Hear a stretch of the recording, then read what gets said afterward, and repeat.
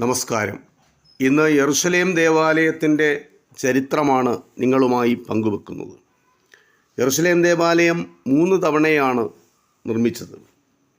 അതിലെ രണ്ടാമത് നിർമ്മിച്ച ആലയം സെരുബാബേൽ നിർമ്മിച്ച ആലയമാണ്.